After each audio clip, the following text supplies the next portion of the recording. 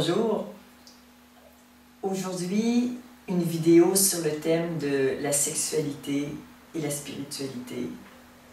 Deux mots importants pour nous les êtres humains. Notre sexualité, c'est quand même un morceau important dans notre vie et la spiritualité, pour la plupart des gens, c'est aussi quelque chose d'important. C'est certainement pas quelque chose d'opposé, mais quelque chose qui peut faire un mariage extraordinaire quand la sexualité est vécue en conscience.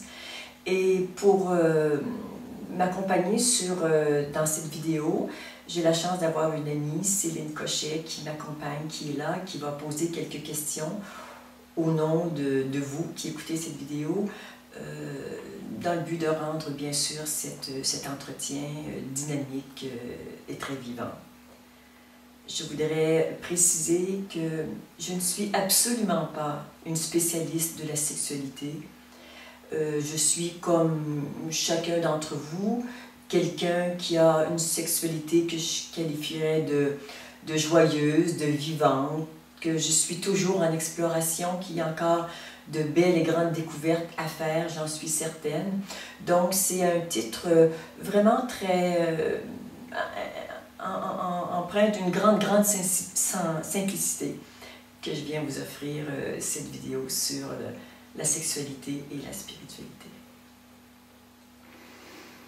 Alors la question qui se propose d'être posée en premier lieu, c'est, parce que c'est un petit peu connu de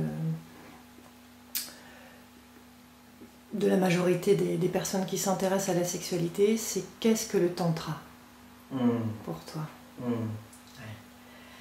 C'est une très belle question. C'est en même temps un champ d'exploration extrêmement vaste. Il y a une multitude de définitions du tantra. Celle que je préfère, en fait, celle qui me rejoint le plus, n'a pas à voir avec la sexualité.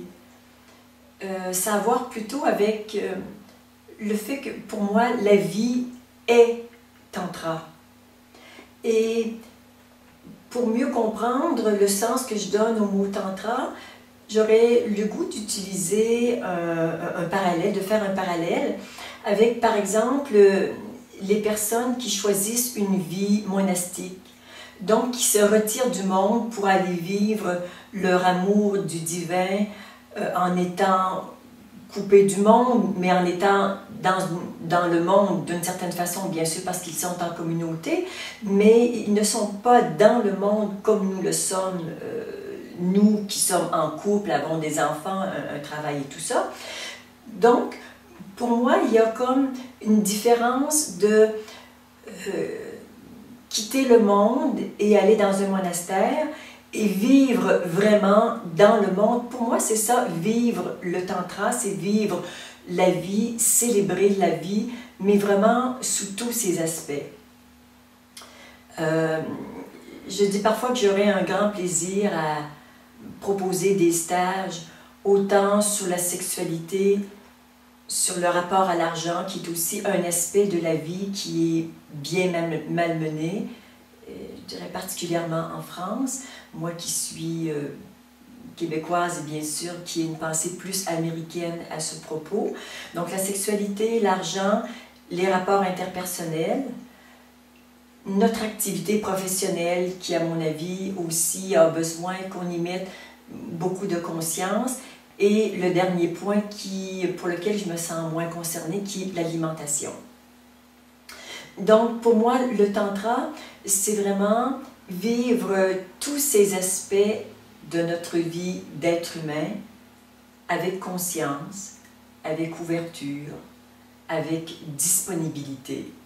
Et quand on sait tous les préjugés qu'il y a, notamment dans le monde de la sexualité, compte tenu de tous les conditionnements et de tous les interdits qui y sont rattachés, on a vraiment beaucoup de travail à faire pour arriver à une sexualité qui soit libre et qui soit joyeuse. Et pourquoi, pour toi, du coup, quelle est la place de la sexualité dans la vie, dans ce monde, justement? Quelle place prend-elle? est-ce qu'elle peut être un obstacle à l'éveil ou à l'ouverture de la conscience, ou y mène-t-elle, ou il y a plusieurs chemins avec ou sans? Pour certaines personnes, le tantra, voire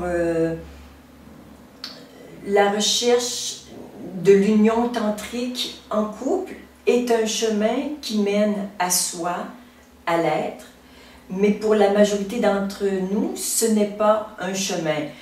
Ceux pour qui c'est le chemin, bon, évidemment, il y a des spécialistes qui peuvent accompagner ces personnes, mais je dirais pour la majorité des gens, la sexualité est surtout un révélateur de ce que nous portons au fond de nous.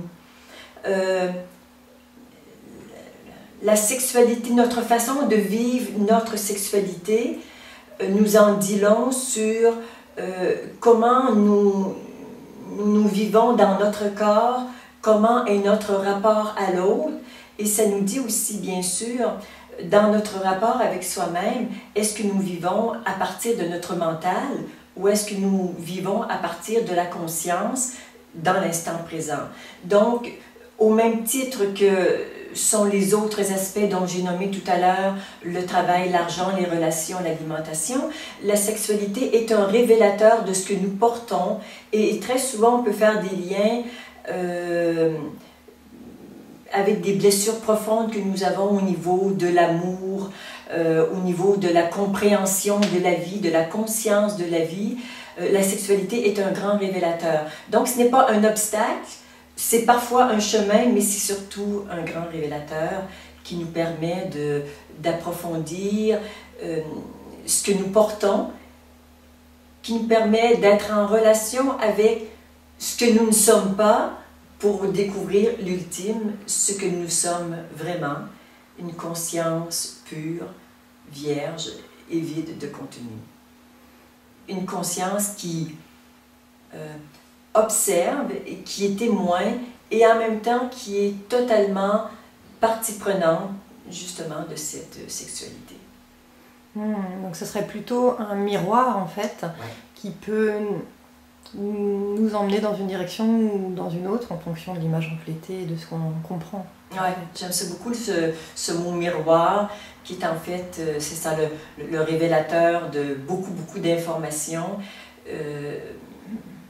à propos de ces cristallisations, de ces conditionnements, de ces inhibitions que nous portons et qui nous empêchent d'avoir tout simplement une vie qui soit libre, légère et joyeuse. Et comment faire alors lorsque la sexualité justement nous révèle qu'il y a des dysfonctionnements, soit des blessures au niveau du cœur, au niveau du corps aussi, lorsqu'on a été blessé enfant, qu'il y a eu des violences corporelles, sexuelles. Comment faire pour, à travers la sexualité, retrouver un apaisement et guérir de ces blessures, quel que soit leur niveau, au niveau de l'âme aussi, bien sûr.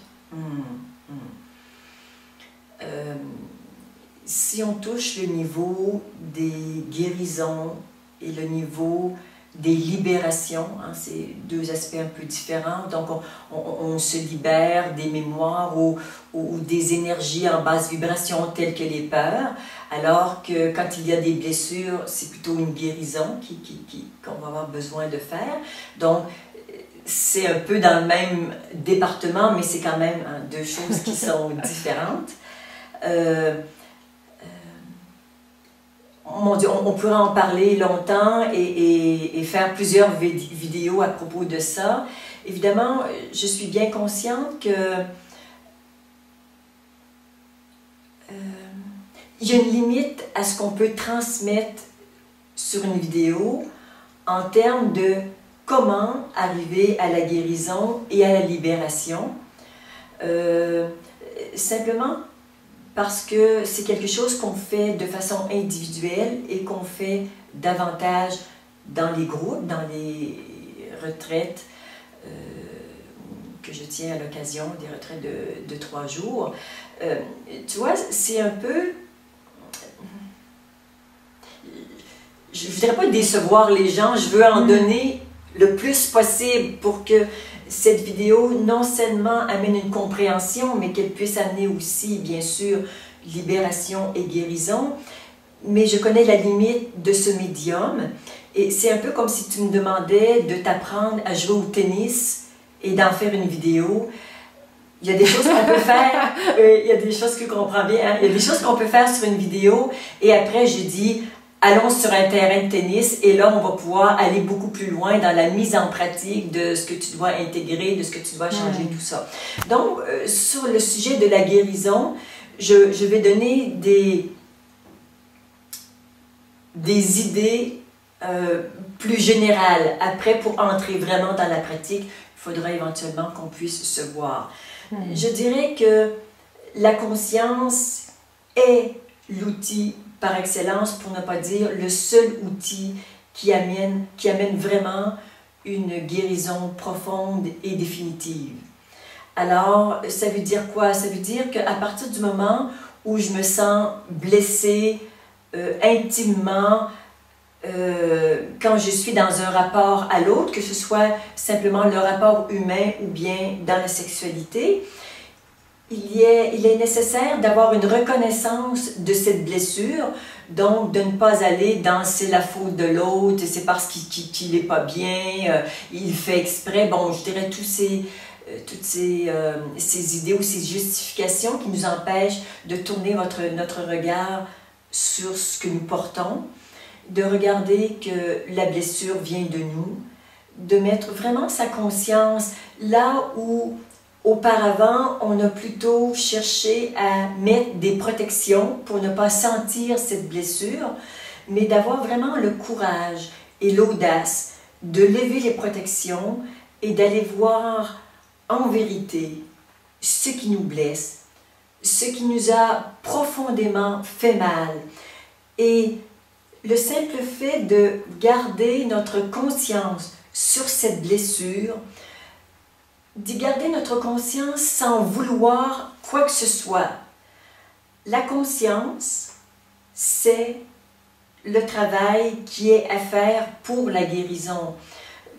La conscience est pure potentialité, elle est pure lumière divine et les blessures sont faites de cette lumière divine et de quelque chose de particulier qui est une blessure. Tout comme une peur, c'est de la pure conscience et de l'énergie de peur, tout comme la joie, c'est de la pure conscience avec de la joie. Donc, tout ce qui existe, c'est de la pure conscience plus la manifestation. Donc, quand la conscience se reconnaît dans la blessure, il y a une guérison, je dirais, automatique, une guérison naturelle qui advient. Donc, c'est par la conscience qu'on arrive, d'une part, à guérir ces blessures et aussi avec cette conscience, dans l'ouverture, par exemple, si j'ai créé des peurs pour me protéger de certaines blessures, c'est dans cette ouverture et dans cette reconnaissance des peurs qu'elles peuvent être libérées. Donc, bien sûr, prendre conscience et dans cette ouverture, se laisser traverser par toutes ces énergies qui veulent être transformées ou être libérées. Est-ce que j'ai été assez concrète pour que ce soit utilisable pour toi? Oui, tout à fait. Enfin, ce que je comprends, c'est qu'effectivement, la sexualité, si elle se passe bien ou mal ou plus ou moins fluidement, va nous permettre d'aller poser un regard sur nous, sur nos peurs, sur nos blessures, pour voir s'il y a plutôt, là où il y a des peurs, des libérations à faire, là où il y a des blessures, à créer une ouverture en fait pour qu'elles restent peut-être à nu justement et puissent être regardées depuis la conscience. Donc voilà, ce que je comprends effectivement, c'est que le premier pas, c'est regarder grâce à la sexualité et tout ce qui se vit à cet endroit-là, où sont nos blessures et de créer une ouverture en fait pour que la conscience puisse faire ce qu'elle a à faire en fait et nous la suivre.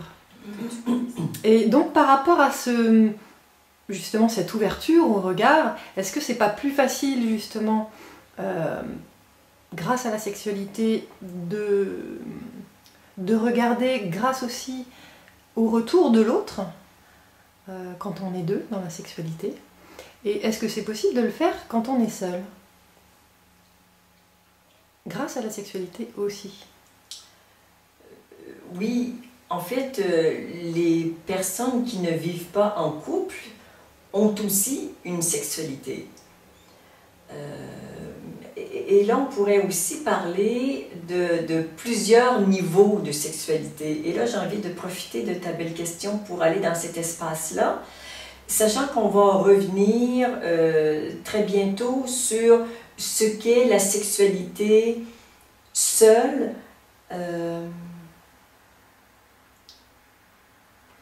la sexualité dans le sens connu, hein? Faire l'amour au lit, par exemple, en couple. Mais il y a une notion de la sexualité qui m'interpelle beaucoup et qui là est beaucoup plus d'ordre tantrique, qui est cette notion de faire l'amour tout le temps, avec tout le monde et avec toute chose. Alors, bien sûr, là, tu comprends que je ne parle pas d'une sexualité génitale, mais que je parle d'un aspect beaucoup plus spirituel, qui est en fait un regard que l'on pose sur la vie.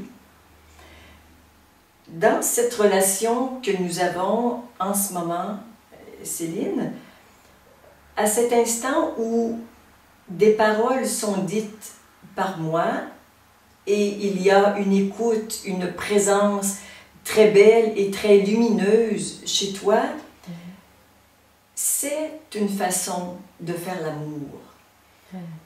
Je suis en train de te féconder. Je sais que ma parole porte la lumière, porte cette énergie vibrante de la vie et je te sais en cet instant complètement vierge, immaculée, ouverte et disponible pour recevoir ces paroles. Et c'est un geste d'amour immense qui est en train de se vivre en cet instant et c'est exactement la même chose pour toutes les personnes qui sont en train de regarder cette vidéo. Donc, faire l'amour, pour moi, c'est quelque chose qui va bien au-delà de ce que nous pouvons faire avec les corps et tout ce que nous appelons, nous, quand nous sommes au lit. C'est beaucoup plus vaste. J'ai eu un amoureux au Québec qui disait une phrase tellement belle et tellement précieuse.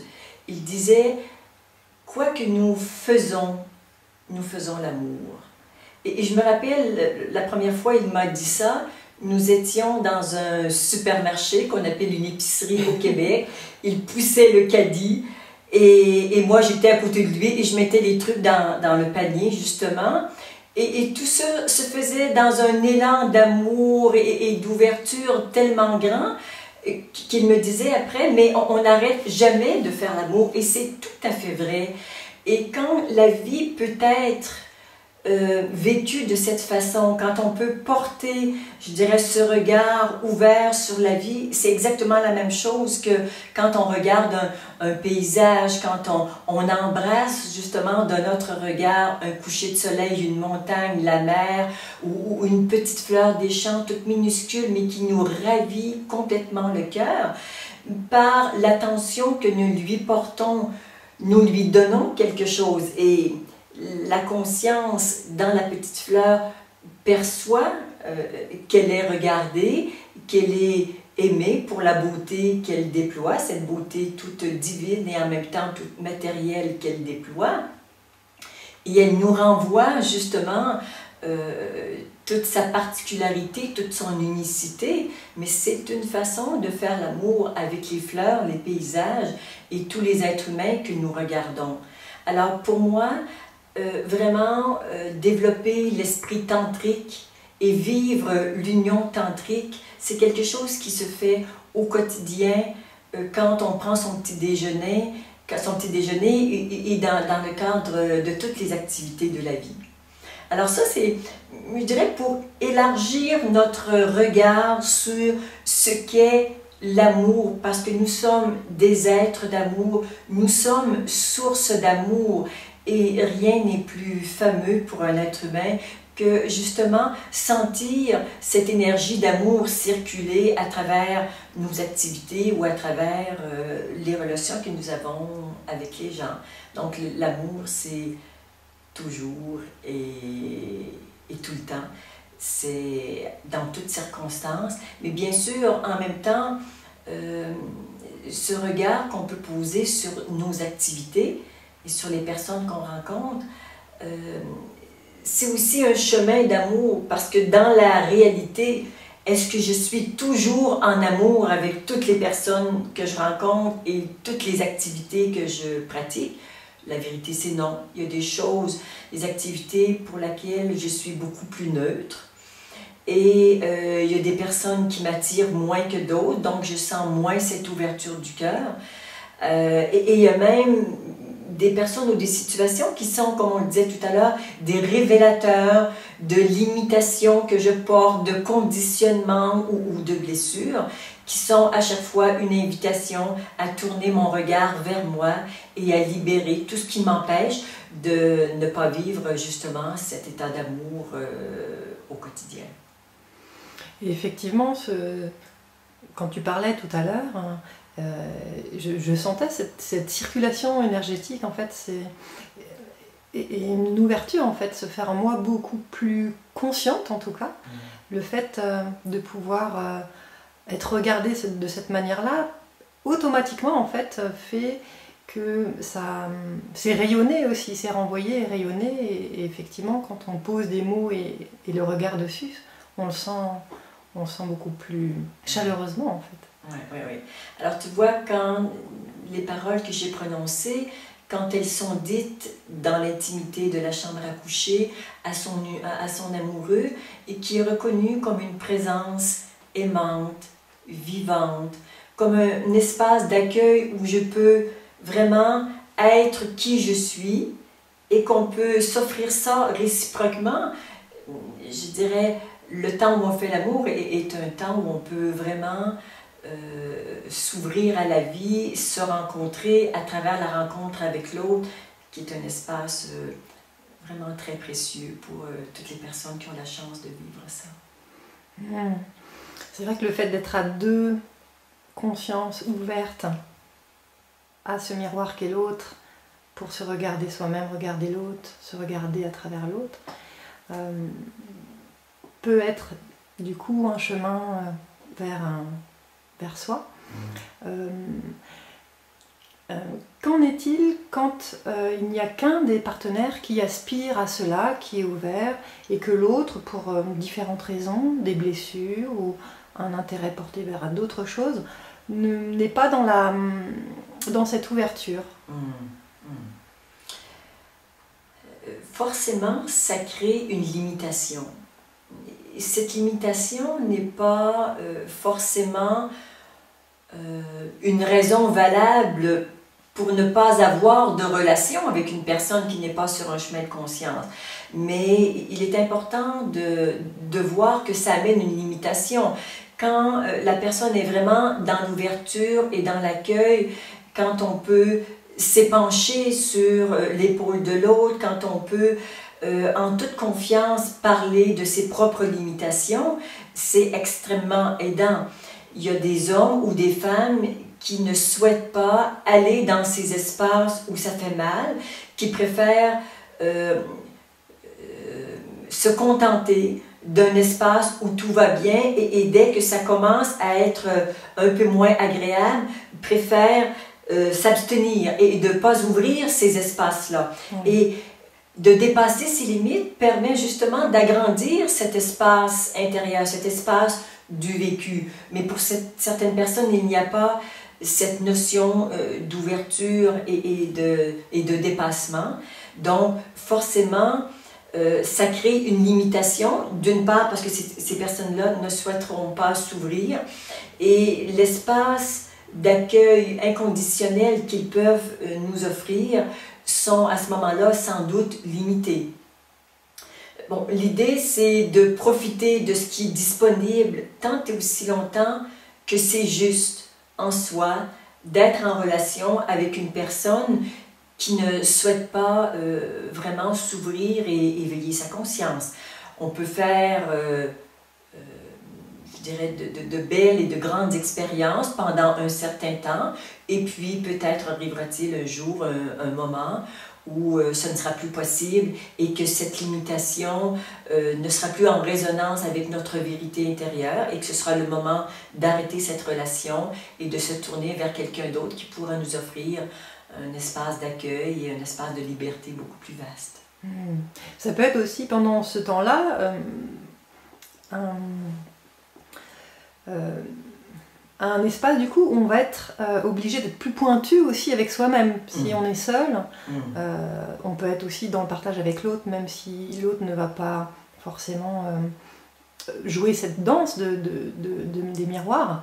Mais en fait, ça peut aussi permettre voilà, d'être au plus transparent avec soi-même.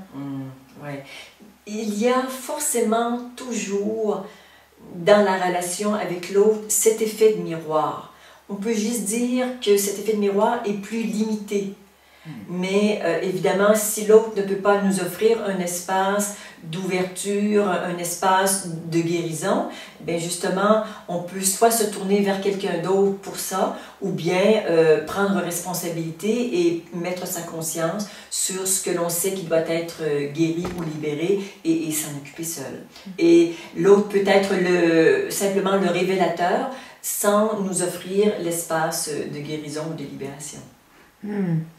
Et que penses-tu des relations sexuelles justement sans être amoureux, Il y a une mode des sex friends. Est-ce que cette approche peut nous permettre de nous rapprocher de l'être?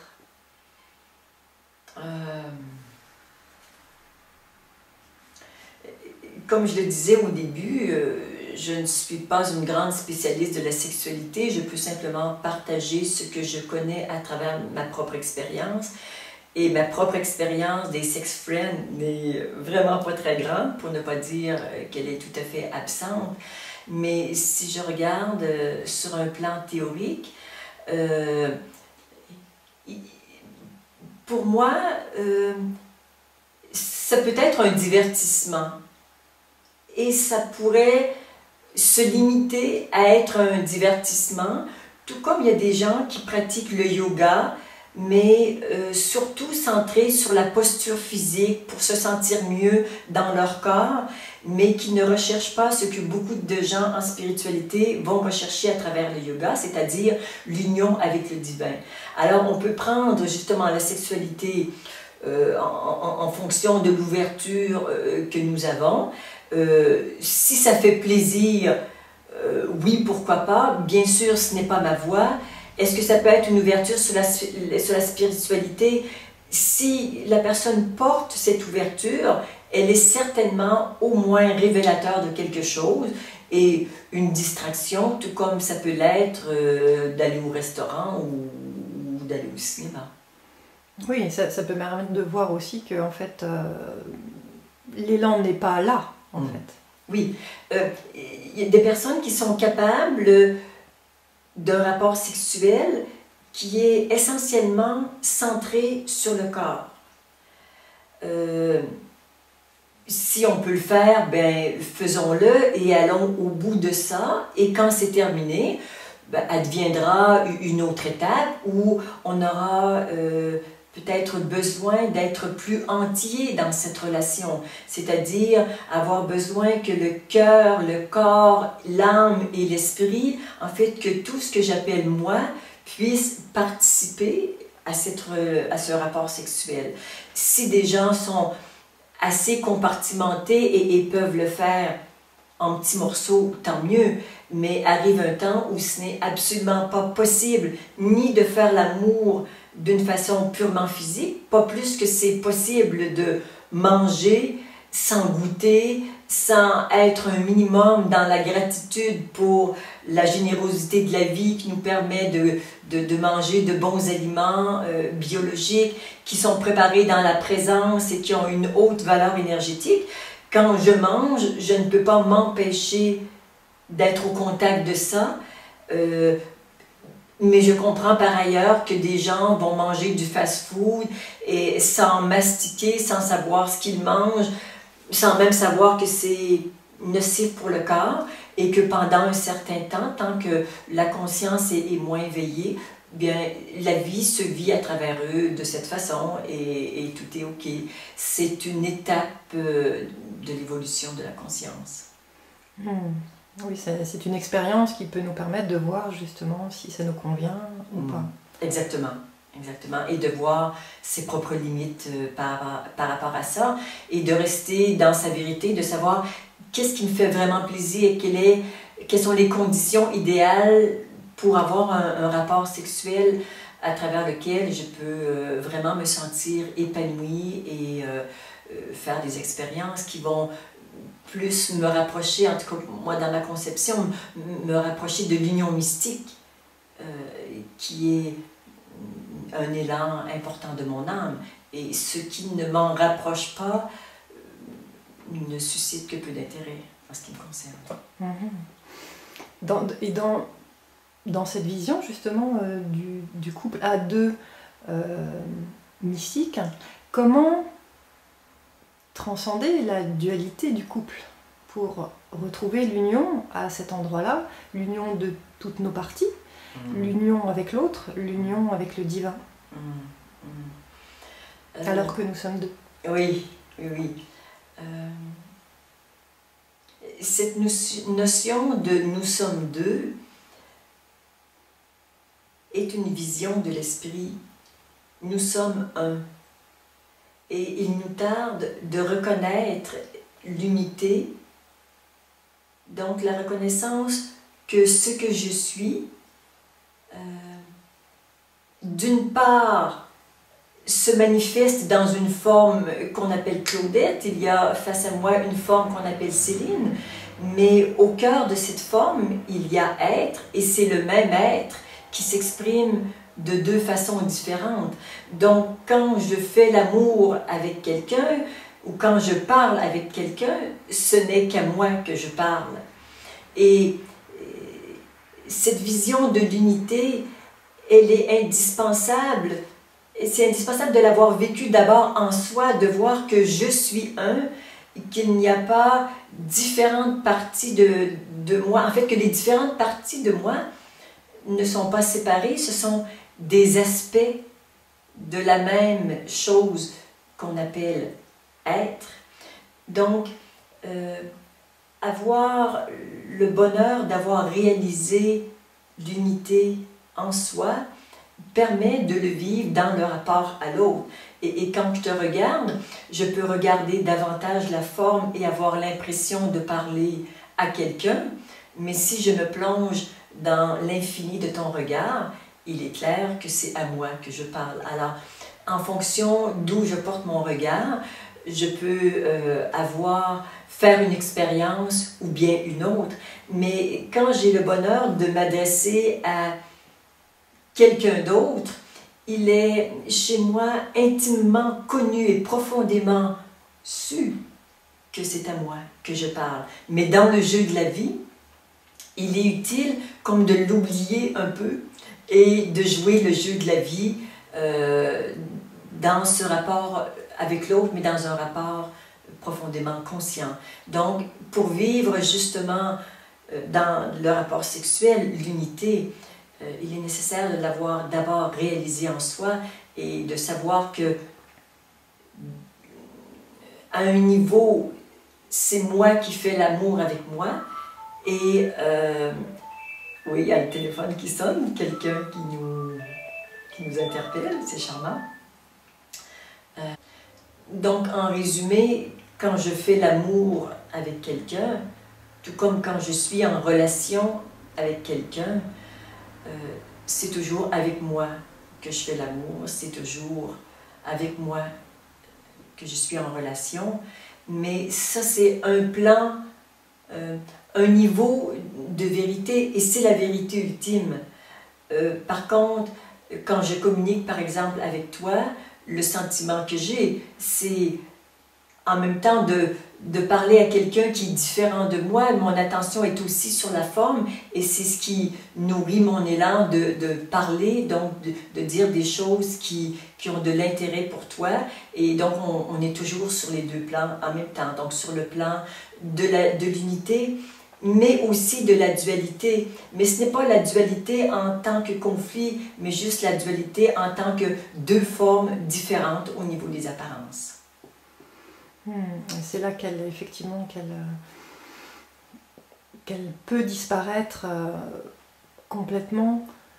Peut-être qu'effectivement, on dit souvent que la sexualité est un endroit privilégié pour sentir cette unité. Et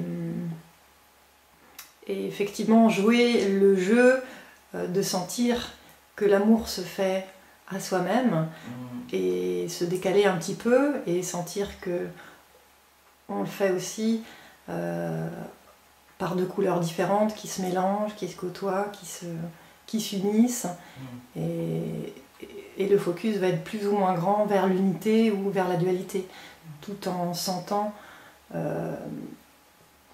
que tout est contenu dans l'unité. Et un des moyens pour toucher ça, qui sont un peu des moments de grâce, justement, durant le rapport sexuel, c'est de s'arrêter d'être actif et d'être en méditation, présent l'un à l'autre, soit simplement côte à côte, ou bien durant la pénétration, et juste être passif et laisser la vie circuler en nous, et regarder ce que ça fait en nous, cette présence de l'autre qui possiblement va faciliter une expansion de la conscience et une reconnaissance de soi en tant que source de tout. Donc, ces bons moments, ces longs moments où on peut être en méditation ou simplement passif à l'écoute de soi, en présence de l'autre, sont des moments privilégiés où, durant l'amour, on peut passer justement sur un autre plan. Il me semble que la lenteur doit être là, justement. Oui, oui. La lenteur et le non-mouvement. Et bien sûr, éventuellement, des moments, je dirais, d'une activité un peu plus soutenue, mais de savoir mélanger ces trois phases peuvent donner un rapport sexuel qui va être plus complet sur tous les plans. Claudette, tout à l'heure, tu nous as parlé de la sexualité seule, mais plutôt tournée vers l'extérieur, en nous disant qu'on pouvait se mettre dans la sensation de faire l'amour avec toute chose. Qu'en est-il quand on se retourne vers l'intérieur, vers son corps? Oui. Ce que j'entends, c'est que là, il y a une question qui est plus pragmatique et qui est un peu moins poétique et qui appartient aussi à un autre espace que celui de faire l'amour avec les beaux paysages et avec le monde entier. Bon, évidemment, si on se retourne, comme tu dis, vers son corps, qu'est-ce qui peut être pratiqué? Écoute, j'aurais comme 2-3 pistes à proposer. Bon, évidemment, il va être question de masturbation. Un peu comme dans la spiritualité, comme dans la sexualité à deux, il pourrait être question uniquement de quelque chose de génital. Et ce serait dommage, encore une fois, de restreindre la sexualité seule à uniquement une question de masturbation génitale, alors que nous avons un corps qui est source de beaucoup de plaisir et que il peut être intéressant de s'occuper de soi et d'aimer son corps et de trouver des façons de le faire réagir de lui donner du plaisir, de lui donner de la jouissance, autrement que uniquement sous l'aspect génital. Ça me paraît important de pouvoir ouvrir sur un espace qui est beaucoup plus vaste que juste la masturbation génitale. La masturbation aussi fait partie, je dirais, de ce chemin d'éveil de conscience qui consiste à non pas pratiquer la masturbation à travers des images mentales, ce qu'on peut faire aussi quand on fait l'amour avec quelqu'un, être plus ou moins conscient de la présence de l'autre et être animé essentiellement par des images mentales, ce qui réduit énormément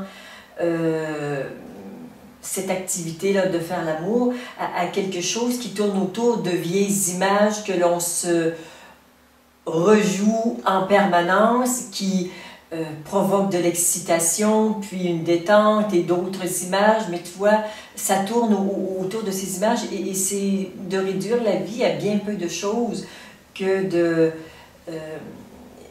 d'avoir une sexualité seule ou à deux, mais qui est surtout limitée à toutes ces images mentales que nous pouvons avoir.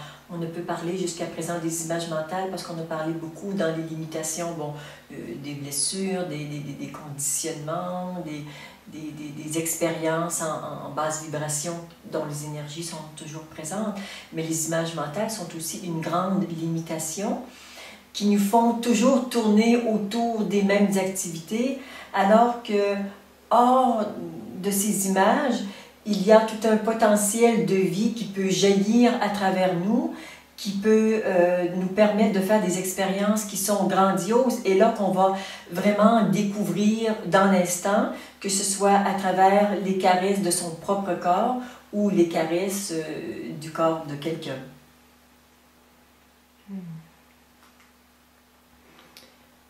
Est-ce que tu parlais tout à l'heure de personnes qui s'imposent une période effectivement sans cet aspect physique.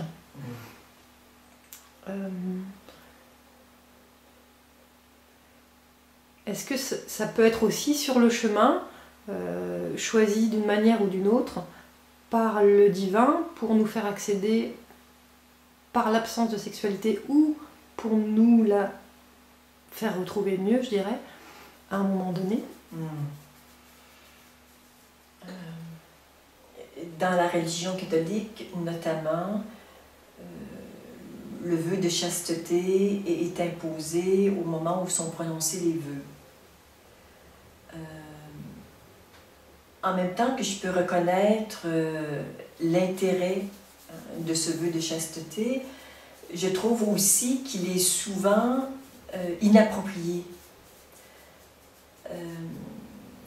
On s'adresse à ce moment-là à des jeunes hommes qui ont 25, 30 ou 35 ans, qui sont dans la force de l'âge, avec une sexualité qui est très forte, très prenante, dont ils ne connaissent que peu de choses et dont ils sont souvent sous l'emprise beaucoup plus qu'ils sont dans la maîtrise, alors que d'imposer l'abstinence sexuelle à ce moment-là, pour moi, c'est à contre-courant de la vie.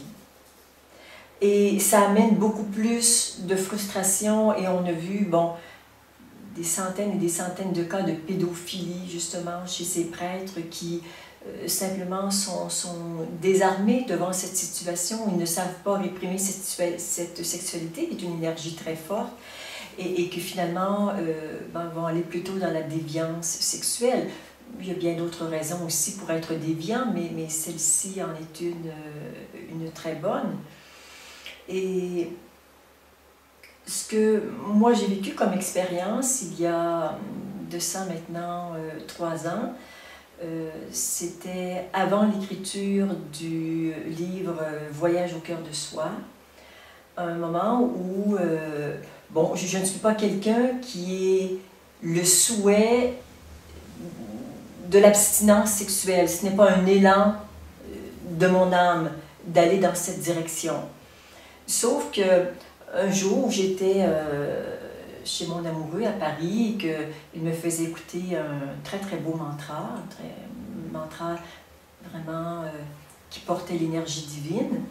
Et d'une façon tout à fait inattendue, je me suis retrouvée à faire l'amour avec cette énergie divine ou avec le divin. C'était plus qu'une énergie, c'était vraiment une présence divine que je ne saurais nommer. J'ai souvent très peu de mots pour nommer cette chose-là, mais quelque chose est vraiment descendu sur moi et en moi. Et les mots qui venaient, c'était faire l'amour avec le divin. Alors après, bon, les gens vont comprendre ce qu'ils peuvent de ça, mais c'était vraiment comme une danse et mon corps entier était porté par cette danse, par ce mouvement de la vie et cette énergie qui descendait puissamment en moi et comme si j'étais pénétrée par chacun des pores de la peau. Donc c'était extrêmement vivant, c'était grandiose et ça embrassait tout le corps et ça portait tout le corps. Ça a duré, je ne sais trop combien de temps, peut-être 20 ou 30 minutes. Et après un moment, ça s'est arrêté. Et je me souviens m'être blottie dans les bras de mon amoureux qui était témoin de la scène et très respectueux de ce qui se passait. Et je me suis blottie contre lui et dans les minutes qui ont suivi, une voix intérieure m'a dit que j'étais enceinte, que je portais dans mon ovaire du côté droit l'embryon de quelque chose qui serait un livre qui va porter la parole divine. Et j'ai su que j'allais écrire le livre qui s'est appelé par la suite Voyage au cœur de soi. Après cette expérience, dans les minutes ou la demi-heure qui a suivi, je me suis détendue, reposée. Et là, une voix a dit tu ne peux pas faire l'amour avec Dieu et un homme. Et j'ai compris qu'il m'était demandé de renoncer à faire l'amour avec mon amoureux pour uniquement me consacrer à Dieu et notamment à ce projet. Dans les mois qui ont suivi, il y a eu beaucoup d'ouverture et beaucoup d'expériences également liées à la Vierge. Moi qui ne suis pas spécialement quelqu'un d'interpellé par le christianisme, bien sûr, comme la plupart des gens au Québec et en Europe, j'ai été élevée dans la religion catholique, mais ce n'est pas ce qui a nourri mon élan spirituel. Et puis, donc, c'est suivi une période d'abstinence sexuelle pendant 5 mois. Expérience bien sûr que mon compagnon était d'accord de partager dans le respect de ce que je vivais, comme il tenait vraiment à être présent à tout ce qui se passait en moi et qu'en même temps c'était une expérience qui lui était demandée. C'est ce qu'on a vécu comme étant une initiation, donc vivre un grand amour comme nous le vivions mais sans avoir de rapport sexuel. Et 5 mois après, alors que je me retrouvais dans une église à Chartres et que j'étais devant du statue de la Vierge et que tout un transfert d'énergie s'est fait en moi, j'ai su à ce moment-là que c'était OK, que nous pouvions recommencer à faire l'amour. Et quelque chose s'est posé en moi et nous a donné une plus grande liberté en regard de la sexualité, de sorte que c'est quelque chose qui peut être vécu et qui est très beau lorsque c'est vécu, mais il peut aussi ne pas y avoir de rapport sexuel et il n'y a pas de manque qui est vécu, c'est vraiment dans une grande liberté que ça se produit. Oui, donc c'est toujours l'idée de suivre ce qui est, ce qui se présente, et ouais. Qui peut être blanc ou noir à certains moments, et qui est toujours ce qui est. Oui, et il n'y a pas ce qui est bien à faire, ce qui n'est pas bien. Il y a vraiment à suivre ce courant de vie qui nous traverse et d'être aligné avec ça. Alors, certaines personnes ont l'élan pour s'imposer une abstinence, d'autres c'est forcé parce qu'il n'y a pas de partenaire. Bon, qu'importe les conditions.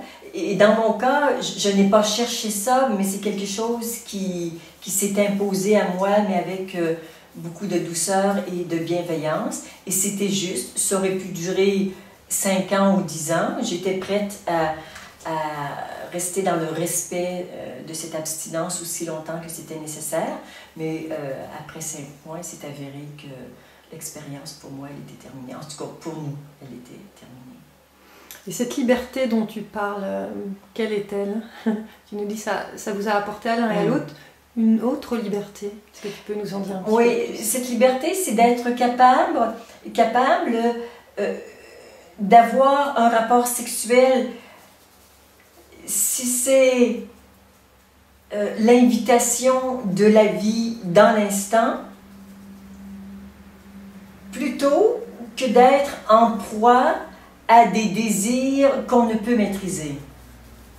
Cette liberté, c'est un peu comme avec l'alimentation, je peux manger ou ne pas manger sans être particulièrement en manque.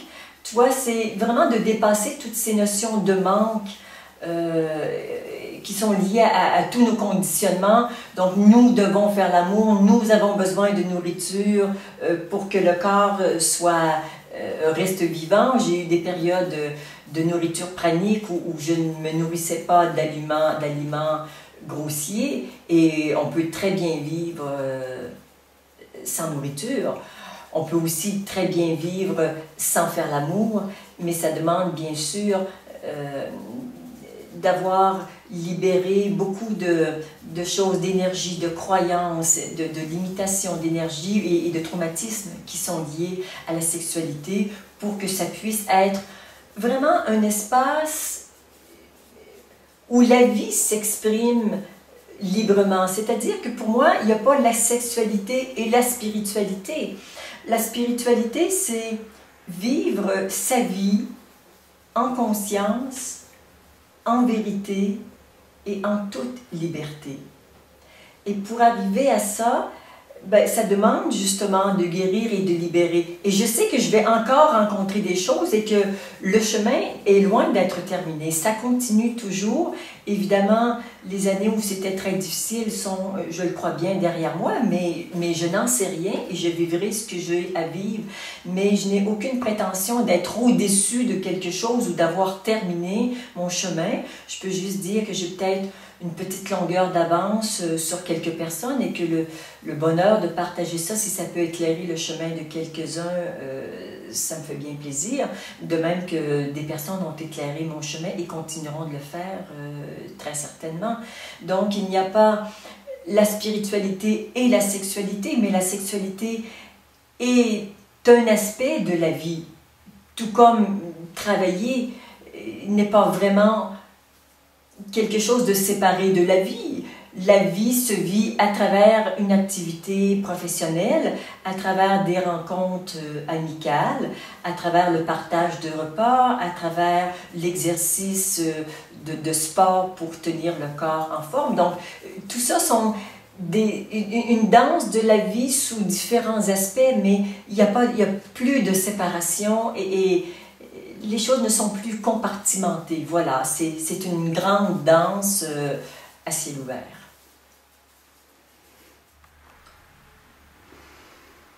Alors j'avais une autre question par rapport à l'éveil.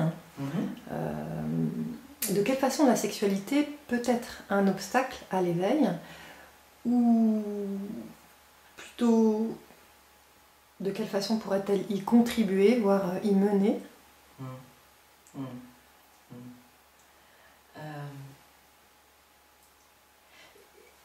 J'ai la profonde certitude qu'il y a autant de chemins d'éveil qu'il y a d'individus sur la planète. Si certains vont utiliser par exemple le tantra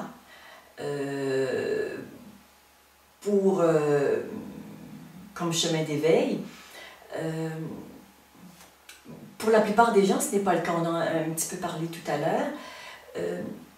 pour moi, rien n'est en soi un obstacle à l'éveil. Rien n'est en soi un chemin ou un outil pour l'éveil.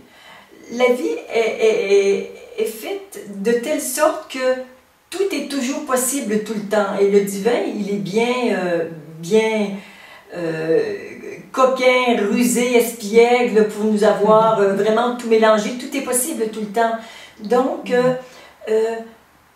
ce n'est pas la sexualité, ce n'est pas la souffrance, ce n'est pas d'avoir des parents qui sont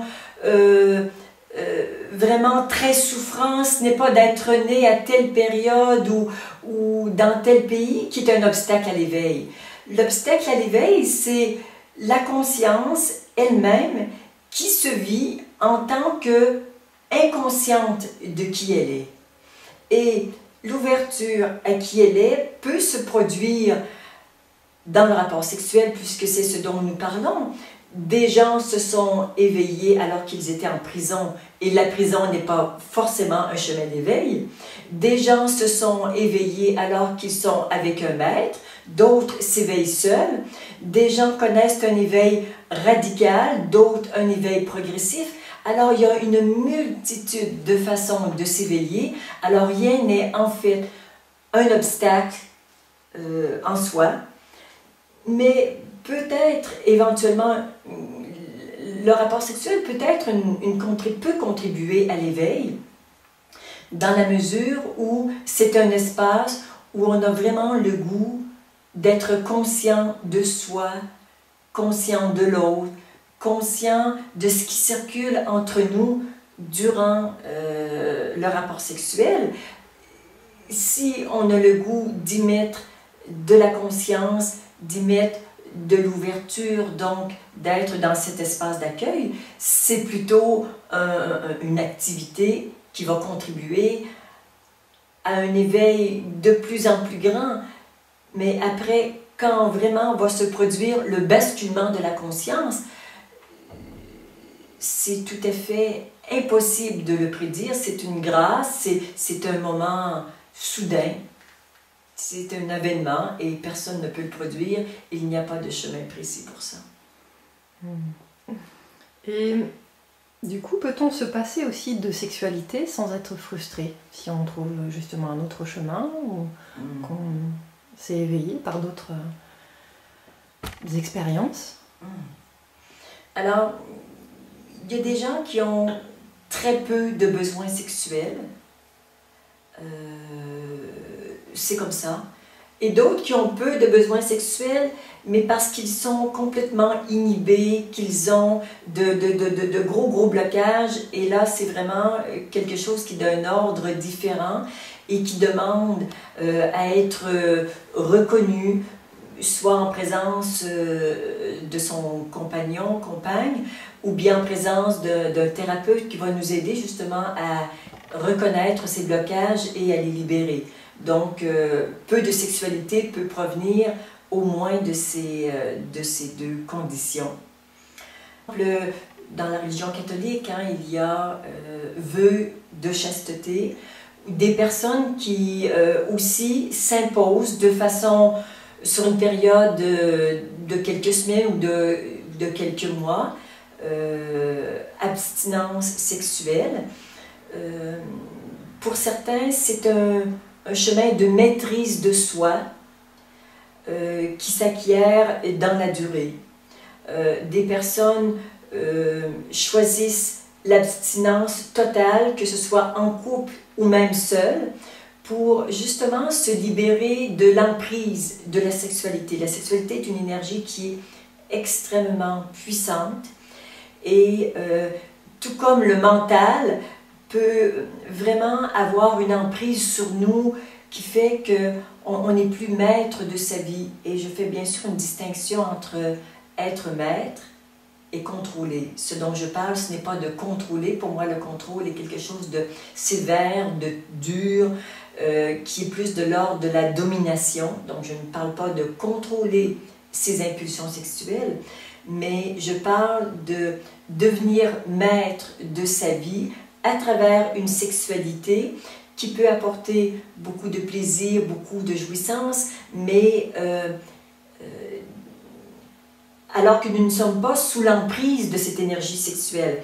Donc il y a bien sûr encore là tout un travail de libération de toutes ces crispations qui se sont faites au cours de cette vie et bien sûr aussi des vies antérieures, alors que particulièrement en Occident, la sexualité a été beaucoup réprimée.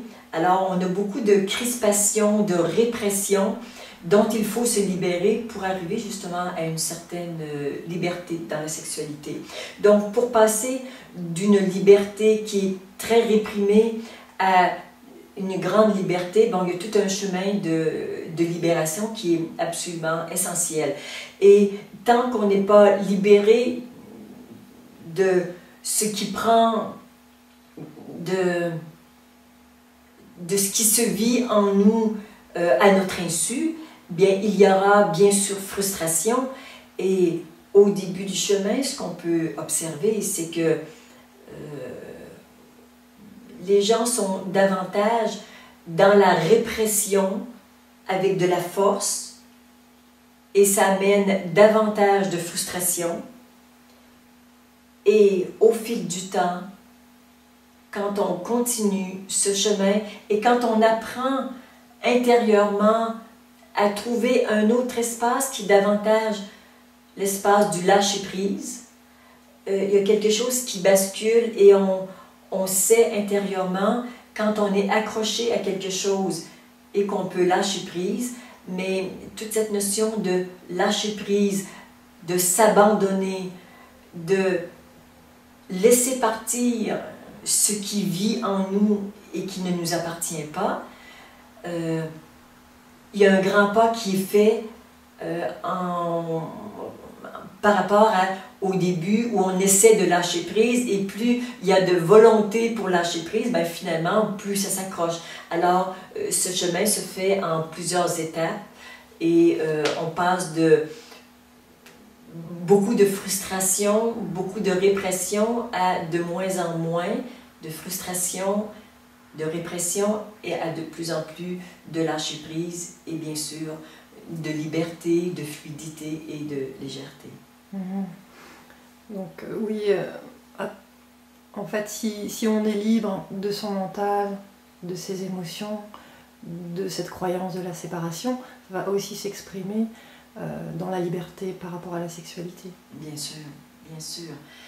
Et il y a quelque chose qui, dans tout ce travail de conscience, il y a des aspects qui appartiennent d'une façon assez précise à la sexualité, mais il y a quelque chose aussi de beaucoup plus vaste, comme tu dis, qui a à voir avec une liberté émotionnelle, une liberté mentale, donc ne pas être sous l'emprise de ses émotions et de son mental, d'être capable de se vivre comme une conscience témoin qui observe et qui se laisse traverser par le flux de la vie, malgré le fait que parfois les émotions ou même les pensées, tu vois, soient d'un ordre un peu moins agréable.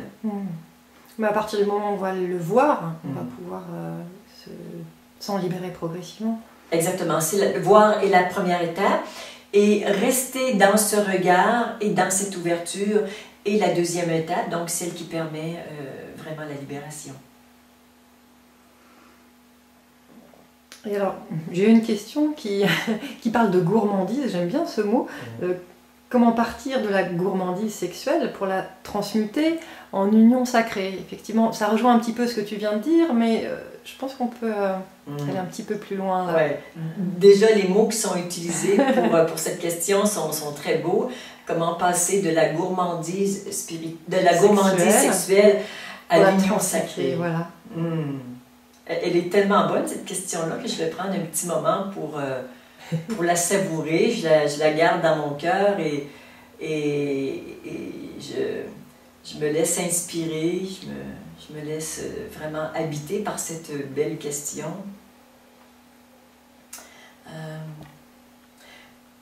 En cet instant, il y a reconnaissance que la gourmandise sexuelle nous l'avons dit tout à l'heure, c'est quelque chose qui serait vécu davantage comme une distraction, comme quelque chose que l'on acquiert, qu'on s'approprie, c'est à moi, j'en veux plus, on va être dans la performance. Mais il y a quelque chose de beau dans cette étape de l'évolution de la conscience à travers toute cette expérience humaine.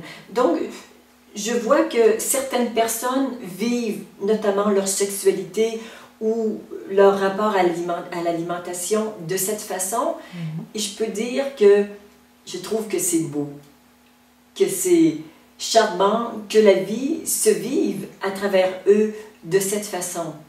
Et en même temps, mon cœur est très joyeux de voir que c'est un niveau d'expérience et que ce niveau d'expérience, au fur et à mesure qu'il y aura plus de conscience, qu'il y aura plus d'ouverture, cette expérience va être vécue d'une façon totalement différente. Et bien sûr, quelqu'un qui vit en soi l'unité, qui fait l'amour avec quelqu'un qui est aussi dans l'unité, donc il y a déjà cette liberté intérieure, cette vérité à propos de qui je suis, donc de vivre un rapport sexuel dans cet état intérieur, qui est aussi un non-état, bon, permet justement d'atteindre l'union sacrée et de dépasser toutes les limites de la forme pour se retrouver dans un espace de conscience et dans un taux vibratoire qui est extrêmement élevé et qui nous permet justement de goûter cette union mystique, cette union avec le divin, mais à travers la relation avec l'autre. Donc c'est un magnifique chemin, c'est le chemin des êtres humains, c'est le chemin que nous avons à parcourir, c'est le chemin de la conscience. Et peut-être dans cet état-là, dans l'union mystique, pouvoir en même temps sentir cette jouissance terrestre de la vie. C'est possible pour toi? Pour moi, union mystique rime avec abandon total. Mais quand je suis profondément abandonnée dans le divin, il n'y a